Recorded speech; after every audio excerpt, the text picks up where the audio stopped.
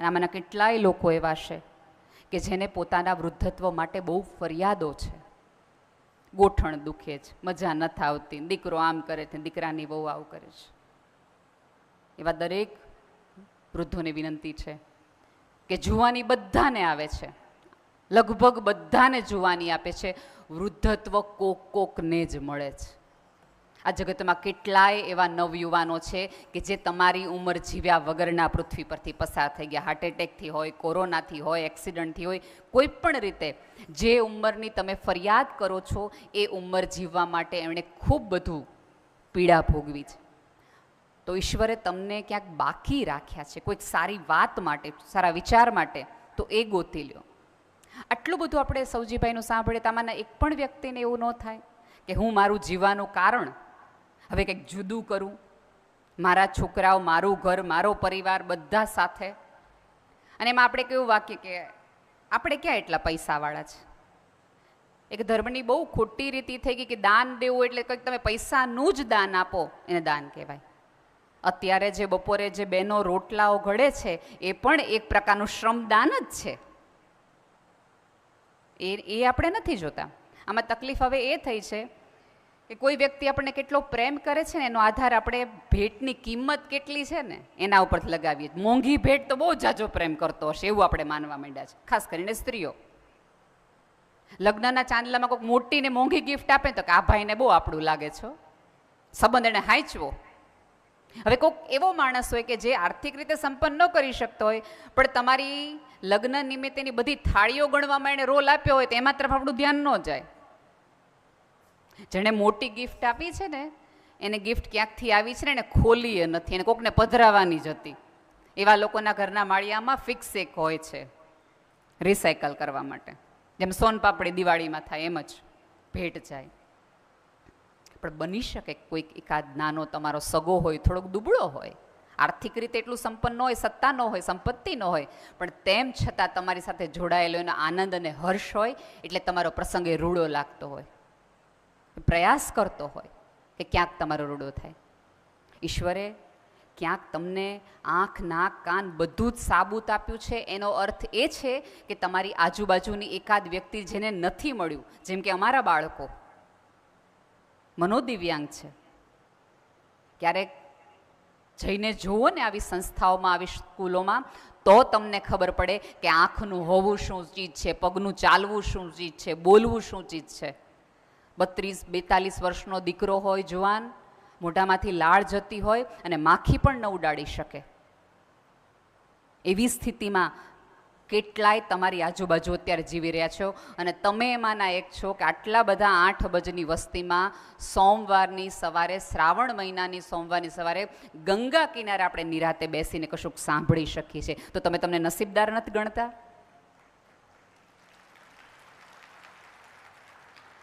ઈશ્વર પાસે ફરિયાદ કરો ને તો શેની કરો છો ને એ થોડુંક વિચારો. ફરિયાદ કરવી તો ચોક્કસ એમ કહો કે મને તું એટલું દે કે મારા ઘરે કે મારા આંગણે કોઈ આવે ને મારે ના ન પાડવી પડે તોય દે. બાકી પૈસાની ઉધઈ થઈ જ જાતી હોય છે, ઘણાની થઈ નથી થઈ, અને ન થતી હોય તો મારે મોદી સાહેબ કઢાવી જાય છે. આપણે બધા જ હમણાં સરસ એમણે વાત કરી કે મુકેશભાઈને ત્યાં લગ્નમાં ગયા, આ તે ગયા, સારી વાત છે. અને આમ તો અત્યારે ભારતમાં એવું છે કે કાં સીતાપતિની વાતો છે ને કાં નીતાપતિની વાતો છે, બેની જ વાતો કરવાની છે, બીજા કોઈની કરવાની જ નથી. આનંદ છે. આટલા વર્ષો પછી ભારતને રામ મંદિર મળ્યું, ગર્વની વાત છે. મોદી સાહેબે આપણને રામ મંદિર સ્થાપી દીધું. રામ રાજ્ય તો મારે ને તમારે આપણા સારા વ્યવહારથી ઊભું કરવાનું છે. એમાં મોદી સાહેબ ન કંઈ કરે, એ તો મારે ને તમારે પ્રયાસથી સારા માણસ બનીને, સારા નાગરિક બનીને. બાકી તો રામનું રાજ્ય તો તે દિવસે તકલીફો હતી, ત્યાંય ખોટા માણસો હતા, જેના હિસાબે આખી રામાયણનું સર્જન થયું છે. કેમ આપણને આવો કોઈ સારો માણસ બનવાનો વિચાર નથી આવતો? અને એમાં તો પાછું આપણે બહુ પ્રેક્ટિકલી કહીએ, બધા કરે છે ને એટલે થોડુંક કરવામાં શું વાંધો છે, બધાય કરે જ છે ને. જગત આખું કરતું હોય ત્યારે તમે ન કરો ને તો એ વીજળીના ચમકારે તમે મોતી પરોવી શકો. બધા ખોટું કરે જ, હું નહીં કરું. બધા જ અપશબ્દ બોલે જ, હું નહીં બોલું. બધા જ કોકનું કરી ખાય છે, હું નહીં કોઈનું દિલ તોડું. આપણે ત્યાં તકલીફ એ છે કે જ્યારે પાપોની વાત કરીએ તો આપણે 3-4 પાપ જ ગણાવતા હોઈએ છીએ. આપણા જીભના કારણે જે પાપ થાય છે, જે કર્મો બંધાય છે, એના તરફ તો આપણું તો કોઈનું ધ્યાન જ નથી. કોઈ કારણ વગર આપણે કોઈકનું દિલ તોડી દઈએ છીએ. કાંઈ ન કરી શકો તો જીભ ઉપર તો મીઠાશ રાખો, લોહીમાં તો આવે જ છે. જીભ ઉપર થોડીક રાખો. તમને જોઈને કોઈકને એવું થવું જોઈએ કે હાશ આને મળ્યો. તમારા જ્ઞાનો એ વ્યક્તિને અફસોસ થવો જોઈએ કે આ વ્યક્તિ વહી ગઈ. હું અનેક વાર કહી ચૂકી છું કે આપણે એવું ને એટલું તો પ્રમાણિક જીવી જ લેવું કે આપણી પ્રાર્થના સભામાં કોઈ ખોટું ન બોલવું પડે. કોઈ કેમ કે નેહલબેન બહુ સરસ માણસ હતા, 3 જણ ખોણી મારે, તમને શું ખબર કેવા હતા. 3 જણા એમ કે નેહલબેન સારા તો 5 જણા સૂર પુરાવા વાળા મળવા જોઈએ. અત્યારે બ્રાન્ડનું મહત્વ છે. બધા એવું કહે છે બ્રાન્ડ છે કેમ્પેનિંગમાંથી બને છે. હું દ્રઢપણે માનું છું કે બ્રાન્ડ છે કથાઓથી બને છે, બ્રાન્ડ કશું નથી. કોઈક હરિકૃષ્ણ ડાયમંડ લે ત્યારે એક વ્યક્તિ એમ કે મેં આ કંપનીનું ડાયમંડ લીધો, ત્યારે 2 વ્યક્તિઓ એ કથા કહેશે કે સૌજીભાઈ છે ને એ વૃક્ષો રોપે છે, એ એક કથા. બીજી વ્યક્તિ એમ કહેશે કે માત્ર વૃક્ષો નથી રોપતા, એણે તળાવનું પણ કામ કર્યું, ત્રીજી કથા. ચોથી વ્યક્તિ એવું કહેશે કે તમને ખબર દર વર્ષે હરિદ્વારી આવા લોકોને લીધે, પાંચમી કથા. તમારી કથા થકી તમે બ્રાન્ડ બનતા જાઓ છો, કાંઈ પૈસા દઈને બ્રાન્ડ નથી બનાતી. એમ તમે નક્કી કરો કે તમારે બ્રાન્ડ બનવું છે કે કોઈ બ્રાન્ડને ફોલો કરવું છે. સિંહના 2 ઉપયોગો થાય, સર્કસમાંય થાય ને જંગલમાંય થાય. તમારે સર્કસનો સિંહ બનવો છે કે જંગલનો સિંહ બનવું છે, તમારે નક્કી કરવાનું. એ તમારે નક્કી કરવાનું છે. અને અહીંયા બધી જ્યારે જેવી જગ્યાએ આવ્યા છો ત્યારે થોડું આત્મમંથન કરવાનું રાખો. ફલાણા ભાઈએ ઓલું કર્યું, બેલા બેન આમ કર્યું, ઓલાએ આમ કર્યું, એના કરતાં કોકનું ખોદો છો ને એના કરતાં જાતમાં થોડું ખોદકામ કરવાનું રાખો કે એમાં કેટલી ભૂલો છે. થોડું અંધારામાં ઇન્વેસ્ટમેન્ટ કરો. બધું જ પ્રકાશિત જડાહાળા થઈ જશે તો એક જ ક્ષણ હોય, ચોઈસ હોય તમારી પાસે. આમ તો 18મી સદીનું આ ભજન છે, પણ આજે પણ આ સદીમાં કામ લાગે એવું છે કે એક ક્ષણની અંદર નિર્ણય કરવાનો હતો કે મારે આ કરવું કે ન કરવું, ખોટું કરવું કે ન, આ વાક્ય મારે ગળી જવું કે ન જવું. આમાં 2 રીત છે જીવવાની, કે કાં કોક તમારો લાભ લઈ જાય અને કાં કોક તમને આધાર આપી જાય. જે લાભ લઈ જાય છે ને એ મગજમાં રહે છે, પણ જે આધાર આપે છે ને એ જ વ્યક્તિ હૃદયમાં રહે છે. તમારે કોઈના હૃદયમાં રહેવું છે, કોકના મગજમાં, એ તમારે નક્કી કરવાનું છે. તમારે કોકની પ્રાર્થનામાં રહેવું છે કે કોકના નિશાસામાં, એ તમારે નક્કી કરવાનું છે. ગંગા કિનારે બેસો ત્યારે પલોઠી વાળીને થોડી ગંગાને સાંભળવાનો પણ પ્રયાસ કરો કે એ સ્વર્ગમાંથી ઉતરી એને સ્વર્ગ જેવું લાગે જ. રહેવા દીધું જ માણસે કાંઈ સ્વર્ગ જેવું? રહેવા દીધું જ. અને એવું કહેવાય છે કે ભાઈ સ્વર્ગ મળે. સ્વર્ગ મળવાનો નથી, તમે જો અહીંયા સ્વર્ગ ઊભું કર્યું હોય ને તો ત્યાં મળે. બાકી અહીંયા તમે કોઈકની હાયુડ લીધી હોય અને પછી તમે એમ કહો કે મેં આટલા વખત પાઠ પૂજા કર્યા, આટલા બધા ધર્મ કર્યા, તો એનાથી ન થાય. એને તમે ફૂલ ન ચડાવો ને તો ચાલે, પણ કોઈના ફૂલ જેવા હૃદયને તમે તોડો નહીં ને તો એ તમને સ્વીકારી લે, તું મારો હાચો.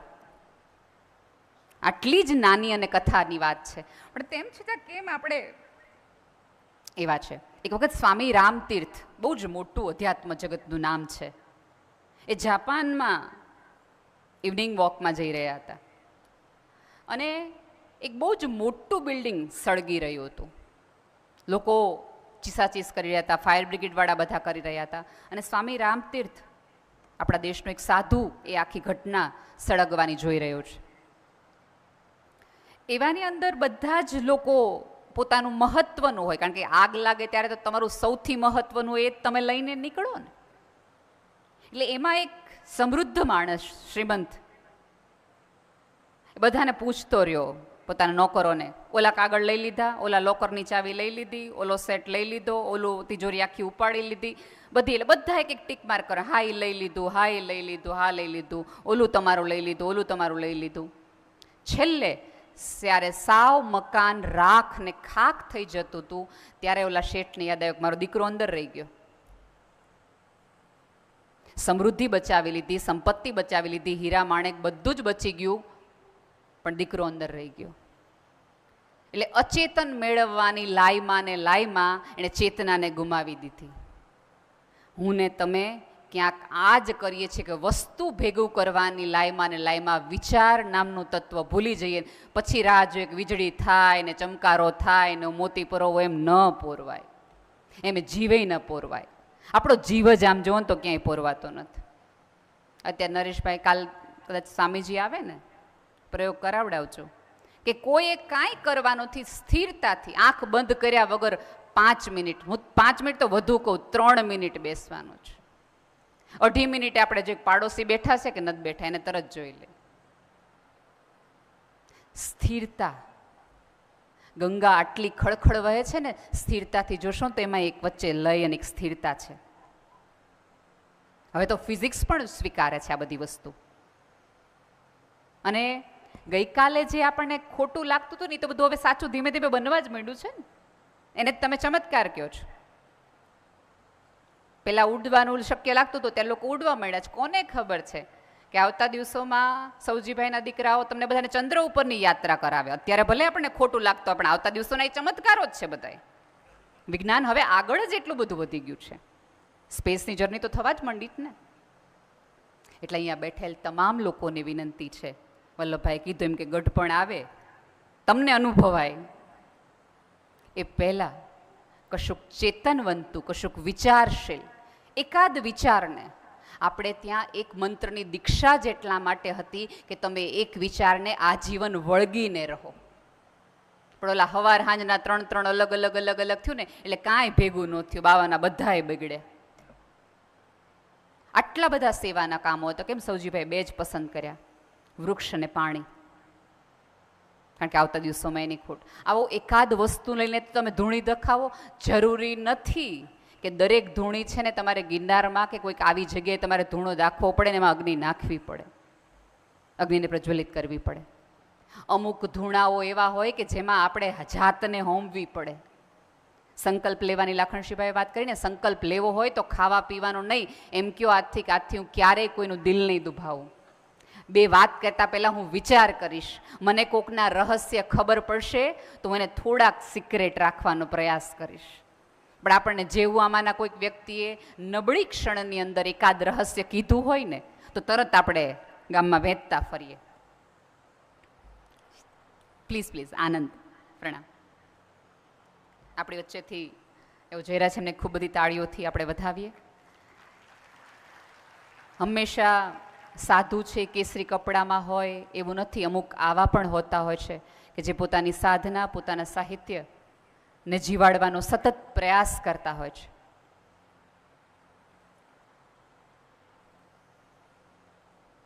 તો મિત્રો, અન્યના જીવનમાં અજવાળા કરવા માટે હું હજી કહું છું કે આપણા ધર્મોએ, આપણા શાસ્ત્રોએ એટલી જ સરસ રીતે આખી વાત સમજાવી. આપણને ખબર છે કે નરસિંહ મહેતાએ પોતાનો હાથ સળગતો રહ્યો અને એણે કૃષ્ણની જોઈ. શું એ હાથ સળગાવ્યો હતો કે હૈયું? આપણે અત્યારે હાથ નથી સળગાવવાનો, હૈયું તો એવું સળગાવો કે આ જગતના અંધારાઓ થોડા ઘણા દૂર થાય અને ઉપરવાળો તમને દેખાય. તમને એવું લાગે છે કે આમ ધરતી ફાટશે, ના વિરાટ સ્વરૂપ ધારણ કરશે, તમને એમ કહેશે કે માંગ માંગ નેહલ તને શું જોઈએ છે? આમાંની કોઈક આંખની અંદર એનું એકાદ પ્રતિબિંબ જોવાનો પ્રયાસ તો કરો. આપણે ત્યાં પગે લાગવાનું છે ને, હવે આપણે કોકને લગાડી દઈએ છીએ જુદી વસ્તુ છે. પગે લાગવાનું એટલા માટે છે કે આપણે ક્યાંક એ વ્યક્તિને એવું કહે છે કે તારામાં રહેલ પરમ તત્વને હું પગે લાગુ છું, તને નહીં. હું માનું છું કે તારામાં કશુંક એવું છે કે જે એણે આપ્યું છે, ઈશ્વરનો અંશ છો, અને તમે પગે લાગો ને તમે એવું માની લ્યો. તમને આપણે ઘણા એમ કહીએ કે આમનામાં માતાજી છે તો આપણે એને પગ લગાડીએ, એની યાર ખોટો વ્યવહાર કરીએ, એની યાર તોછડાઈ કરીએ, એની યાર અવિવેક કરીએ? ન કરીએ. કારણ કે આપણે માની લીધું કે આની અંદર કશુંક છે, એ પરમનું તત્વ છે. એવી જ રીતે જ્યારે જ્યારે કોઈને પગે લાગો ત્યારે કેવા આશય સાથે કે તારી અંદર જે બેઠો છે ને એને હું પગે લાગું. તમે ભૂલી જાઓ કે જ્યારે ક્યાંય આજુબાજુ છે. આપણે ત્યાં તો વૃક્ષમાં, હવામાં, પાણીમાં, આ આખા વિશ્વના આટલા બધા ધર્મો છે, આ એક જ ધર્મ એવો છે કે જેને કણે કણને ઈશ્વર કીધો. અને એક સ્ત્રી તરીકે મને બહુ ગર્વ છે, કોઈ ધર્મમાં દેવી નથી. હિન્દુ ધર્મ એક જ એવો છે કે જ્યાં દેવીને, સ્ત્રીની પૂજા કરવામાં આવે છે. ઈશ્વરે તો બાજુમાં ખોળામાં બેસાડી છે સ્ત્રીને. હજી કહું છું, બધા એક એવું કહે છે ને કે ચિત્રગુપ્ત આવશે અને ચોપડા હશે અને એ બધા ખોલશે. પૂરી સભાનતાથી કહું છું કે ચિત્રગુપ્ત છે જ નહીં, એ ગુપ્ત ચિત્ર છે કે જે હું મારા ને તમારા કર્મો થકી દોરું છું. સાવ સાદી દલીલ છે કે અહીંયા કોકને સ્મિત આપી તો ત્યાં તમારા ચિત્રમાં ફૂલ ઉગશે, અહીંયા કોકના આંસુ લૂછ્યા તો ત્યાં તમારામાં નદી આવશે, તો તમારી વૈતરણી પાર થશે, અહીંયા કોકને તમે તમારા પગના ઠાર્યા તો ત્યાં કોકના ઉગશે. ડોંગરેજી મહારાજ બહુ સરસ એક વાત કરતા. એક વખત મુંબઈમાં એક કથા કરી રહ્યા હતા અને કથા થાય પછી ઓલા શેઠ હોય બધા દેખાડે ને કે આ અમારું ઘર ને આ અમારો હોલ ને આ અમારો પૂજાનો રૂમ ને આ અમારો દીકરાનો રૂમ ને એવી રીતે ડોંગરેજી મહારાજને એ શેઠ આખું ઘર બતાવી રહ્યા હતા કે આ મારું ઘર ને અમારો દીકરાનો ઘર ને અમારો પૂજાનો રૂમ ને આરસનો ત્યારે આરસનું મહત્વ હતું. એટલે પછી પોતાના ખંડમાં આવીને શેઠે ડોંગરેજી મહારાજને એવું કીધું કે આ આખો આરસનો કર્યો છે, એસી છે, ઠંડક બહુ જ છે, પણ ખબર નહીં ઊંઘ બહુ નથી આવતી. સાધુ હતો આ દેશનો, અધ્યાત્મથી ભરપૂર, તત્વજ્ઞાનને જીરવેલો. એણે ખભે હાથ મૂકીને શેઠને એમ કીધું કે આ પાણા ટાઢા કર્યા ને એના કરતાં કોઈક માણાને ટાઢા કર્યા હોત ને તેની મેળે તને ઊંઘ આવત. આ આખો પરિવાર આ 7 દિવસમાં 2 દિવસ 2 લાઈનમાં બેસે છે ને એ ક્યાંક માણસને ટાઢા કરવાનો એક પ્રયાસ છે. એટલે હું કહું છું કે શાલ નહીં તમને હું ફોટાડે છે કે એકલા પડો ત્યારે આ 14 દિવસમાં નહીં, ગમે ત્યારે અમારી આજુબાજુ આવજો, જ્યાંય જરૂર પડે તમે અહીં બેઠા છે. અને જેણે જેણે આપણને એવું કીધું હોય ને કે અમે બેઠા છીએ, કોઈ દી કોઈ ઊભા નથી થતો, આ તો ઊભા થાય એમાંથી હશે, ઊભા થાય એમાંથી છે. મિત્રો, સરસ જગ્યાએ છો, સરસ વાતાવરણમાં છો, સરસ લોકોની સાથે છો. વલ્લભભાઈએ કીધું ને કે એવા લોકોની બાજુમાં રહેવાનું. તમે અત્યારે ધારો કે તમને આજ બપોર પછી ફરવા જવાનું છે, તમે ગંગામાં નૌકા વિહારમાં જાઓ, બધા લોકો પોતપોતાની ટિકિટ લે, 10 રૂપિયાની ધારો કે એક સીટ હોય, 10 રૂપિયા બધાય સીટ લે, અને હું જે સીટ ઉપર બેસું અને એ સીટમાં નીચેની હોળી છે એમાં કાણું પાડવા માંડો, તમે મને મારો નહીં. હું તમને એમ કહું કાં ભાઈ મને હું કામ મારો છો, મેં સીટ લીધી, મેં પૈસા દીધા, હું કાણું પાડું, જે કરવું હોય તમારે હું. એટલે ત્યારે તમે એક એવો શબ્દ વાપરો કે તમે આપણે એક એવી નાવમાં છીએ જેમાં તમે કાણું પાડશો તમે તો નહીં ડૂબો, બીજા 9ને લઈને ડૂબશો. આ જીવન નાવમાં, આ વૈતરણી નદીમાં એવા લોકોને આજુબાજુ ન રાખવા કે પોતે તો પોતાની સીટ ઉપર કાણા પડે, ડૂબે ને તમને ડૂબાડે. આજુબાજુ એવા લોકોને ન રહેવું. રહેવું એવા લોકોની પડખે કે જે તમને તારે, તમને ઉગારે. આજે આ દિવસોની અંદર તમે સતત ધર્મમાં હશો, અધ્યાત્મમાં હશો, વાતોમાં હશો. કેમ રોજ અલગ અલગ વક્તાઓને બોલાવે છે? સૌજીભાઈ કરી શકે તો ઘણું બધું કરી શકે, ઘણા બધા ફિલ્મ સ્ટારોથી લઈ ગીતોથી લઈ બધું જ કરી શકે. તેમ છતાં કેમ એકાદ વિચારવાળી વ્યક્તિને બોલાવે છે, વાત કરતી વ્યક્તિને બોલાવે છે? કારણ કે એ ઈચ્છે છે કે એકાદ શબ્દ, એકાદ વાક્ય, એકાદ વિચાર તમારા કાનમાં પડે અને બની શકે કે તમારી અંદરથી ગંગા ઉતરે અને તમારી અંદરથી ગંગા નીકળે. ગંગાને ક્યારેક માત્ર શીશીમાં ન લઈ જવાની હોય, શરીરમાં નહીં, ક્યારેક આત્મામાંય ગંગાને ઘરે લઈ જાઓ. એક દિવસ પવિત્ર થઈને શું કરશો? આ આખું તમારું પવિત્ર થાય એવી રીતે જીવવાનો પ્રયાસ કરો. અહીંયા બેઠેલા દરેક પતિ પત્નીની વિનંતી છે કે તમે જેટલું સાથે રહ્યા ને એટલું હવે સાથે નથી રહેવાનું. તમે જેટલું કાઢ્યા ને એટલું હવે સાથે નથી કાઢવાના. કેટલી બધી ફરિયાદો તમને એકબીજા માટે હશે. આજે ગંગા કિનારે જ્યારે તર્પણ કરો ને ત્યારે થોડીક આવી ગાંઠોનું તર્પણ કરજો કે ઓલી તારી ભૂલને માફ, અને ઓલું જે મેં તે દિવસે કીધું તું એને તું મને માફ કરી દે. આપણે એવું માનીએ છીએ કે માફી છે ને બહારના લોકો પાસે જ કાંઈ, પોતાની પત્નીથી પતિથી થોડા માફી માગવાનો, એને તો દેવાવાળી જ હોય. નહીં, તમે છેલ્લે એકબીજાની બાજુમાં ને પડખે છો. મેં કીધું એમ કે તમે સાથે રહ્યા એટલું હવે નથી રહેવાના. તો અહીંથી જાઓ ત્યારે પ્રેમ નામનો નવો સંબંધ બાંધીને જાઓ. તમે અત્યાર સુધી લગ્નના બંધનમાં હતા, હવે પ્રેમ નામના બંધનમાંથી જાઓ. તમારા પ્રેમમાંથી આજુબાજુમાંથી પ્રેમ આવતો હોય.